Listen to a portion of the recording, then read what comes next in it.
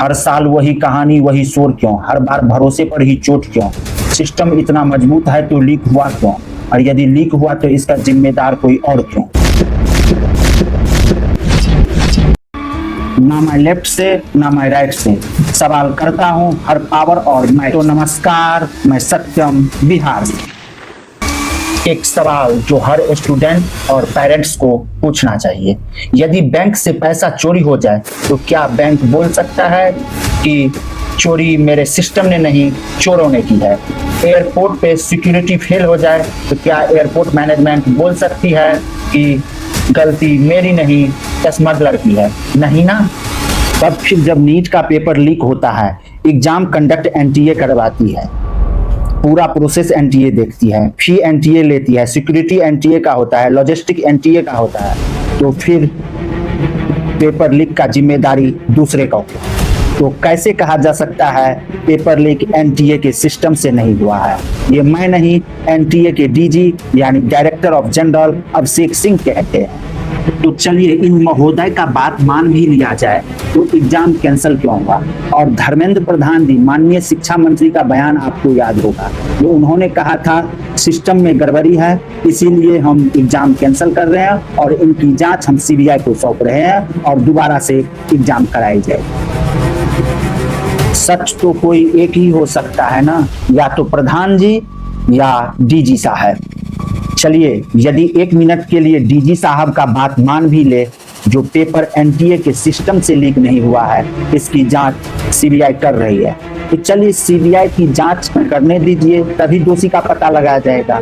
लेकिन सीबीआई के शुरुआती जांच में कुछ लोगों की गिरफ्तारी हुई है, वो एग्जाम के क्वेश्चन सेट करने वाले टीम के ही कुछ सदस्य बताए जा रहे हैं।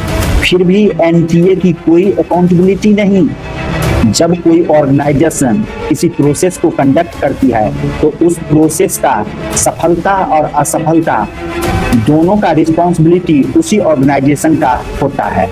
अगर पेपर प्रिंटिंग के दौरान लीक हुआ हो, अगर पेपर ट्रांसपोर्टेशन के दौरान लीक हुआ हो या किसी वेंडर के थ्रू लीक हुआ हो, तो सवाल एक ही है, उस वेंडर को अपॉइंट किसने किया, सिक्योरिटी प्रोटोकॉल को डिजाइन किसने किया, मॉनिटरिंग किसने की। यदि एनटीए ने की तो जिम्मेदारी भी एनटीए की ही है। डीजी साहब और शिक्षा मंत्री जी के बयान में कोई मेल नहीं। कहीं ऐसा तो नहीं कि कोई बड़े मुर्गे को बचाने की कोशिश की जा रही हो। सोचिए कोई व्यक्ति किसी को सुपारी देकर उसका मर्डर करवा दे, वो बोले और मैंने मर्डर नहीं किया, मर्डर शूटर ने किया, क्या कानून इस लॉजिक को मान लेगा? नहीं ना, क्योंकि रिस्पॉन्सिबिलिटी सिर्फ ट्रिगर दबाने वाले की नहीं होती, पूरी चेन की होती है।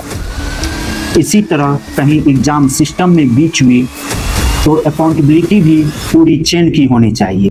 ये कह देना कि ये हमारे सिस्टम से नहीं हुआ, ये डॉट्स को खत्म नहीं बल्कि नए सवाल को खड़े करते हैं।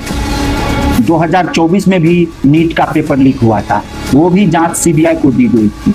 तो आज भी पूरे देश का स्टूडेंट पूछ रही है फाइनल अकाउंटेबिलिटी किसकी फिक्स हुई, सिस्टम में क्या परिवर्तन हुए, फ्यूचर लीक रोकने के लिए कौन सी दीवारें खड़ी की गई।